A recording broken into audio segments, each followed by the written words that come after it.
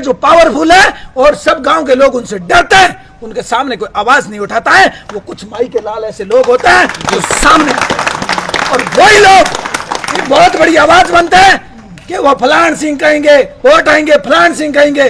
अरे वर्तमान युग, राजतंत्र लोकतंत्र बहुत फर्क है। इसके अंदर प्रत्येक व्यक्ति फलान सिंह है, प्रत्येक व्यक्ति अपना हक और अधिकार लेना चाहता है। ये कोई भीख थोड़ी मांग रहे, शर्म तो इन अधिकारियों को आनी चाहिए। और अब अगर मांगों पर कुछ भी सहमति नहीं बनी, अनिश्चितकालीन धरना तहसील के सामने दिया जाएगा और वो धरना रहेगा। उसके बाद उस धरने को भूख हड़ताल में बदला जाएगा। और कितने दिन तक ये परीक्षा लेते हैं अधिकारी और ये लोग। फिर चुनाव भी नजदीक आ रहे हैं और उन नेताओं के जो एक चुनाव से पहले मीटिंगें होती है, वो मीटिंगें अब गांव में देखने को नहीं मिलेगी। चाहे गांव का कौन सा भी मुखिया और कौन सा भी पावरफुल व्यक्ति अपनी ताकत लगा के नेताओं को बुलाएंगे, उस वक्त उनका बहिष्कार होगा और वो नेता वहां से नेताओं की नो एंट्री करेंगे। क्योंकि शर्म आने की बात है जब 3 साल से ग्रामीण घूम रहे और अब धरना लगेगा और 10-15 दिन जब तक धरना जारी रहेगा, मांगे नहीं मानी जाएगी और उसके बाद में अंत में एक बहुत बड़े स्तर का आंदोलन किया जाएगा। जो ये बाप तहसील नहीं, फड़ौदी पूरी विधानसभा क्षेत्र के लोग यहाँ इकट्ठे होंगे, हर गांव के लोगों को बुलाएंगे, गांव गांव ढाणी ढाणी घूमेंगे और हर गांव की ऐसी समस्याओं को निकाल के लाएंगे कि ये एसडीएम ऑफिस वगैरह सबके लॉक लगा देंगे। बिल्कुल, जब हमारी मांगे नहीं मान रहे हो, जब ग्रामीणों को न्याय नहीं मिल रहा, तो फिर आप एसी के हवा खाने से क्या फायदा। साहब आप तो करो, आपका क्या है। वो नेता ने भ्रष्टाचार किया, आप तो अभी ज्वाइनिंग हुए, कोई कभी आया कोई कभी आया। आप तो अपनी काम करो, जो भ्रष्ट है उनको अंदर करो, यही मांग है हमारी। बिल्कुल, या वही माधव सिंह उदट है जकर ये बात करा। माधव सिंह उदटी ताकतरो अनुमान सरकार कतई नहीं लगा सके। मैं आपने बता दूं कि भूंगरा त्रासदी में चको आदमी अकेलो बैठ 70,000 री भीड़ एक दिन एकत्रित कर सके है। बाप ही नहीं, फड़ौदी विधानसभा क्षेत्र जितना भी गांव में एडो भ्रष्टाचार होयो है, वो सगळे गांव ने हाथे ले और आंदोलन कराला। अपर हाथे मोहन सिंह है जगह लगातार आरटीआई कार्यकर्ता जगह लगातार घोटाले रे खुलासे रे वास्ते मांग करता आ रहा। यूं बातचीत करा और आपने विस्तार में बतावा। मोहन सिंह जी, कहीं मामलो कहीं है? सभाओं पहला तो नमस्कार आप लोग कि आप हमारी आवाज़ सुनी जी सच तक राजस्थान को। और पिछले 3 सालों संघर्ष करे आम नागरिक और सूचना अधिकार के तहत एक आयोग ने एक रिपोर्ट बनाई। भाई आप किसी ग्राम पंचायत में या कहीं भी सरकारी ऑफिस में कोई भी डिपार्टमेंट कोई भी भ्रष्टाचार होता है, जहां आप सूचना अधिकार के तहत ITI लगा के रिकॉर्ड मांग सकते हैं। हमने भी वही किया।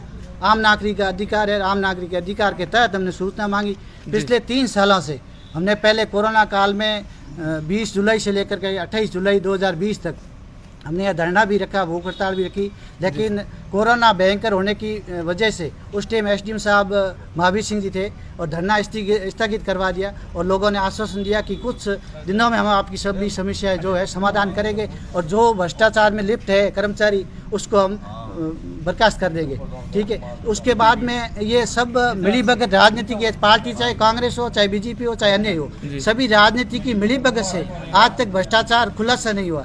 ITI की तरह सूचना आयोग ने वो रिकॉर्ड भी दे दिया।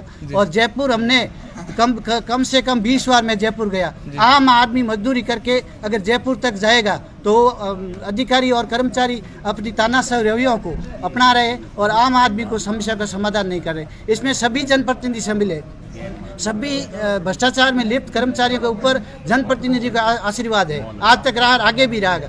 मैं इस सभी नागरिकों से अपील करना चाहते हैं हाथ जोड़ के कि किसी गांव में अगर भ्रष्टाचार होता है तो ITI कार्यकर्ता मैं मोहन सिंह उदट आपके साथ में हूं।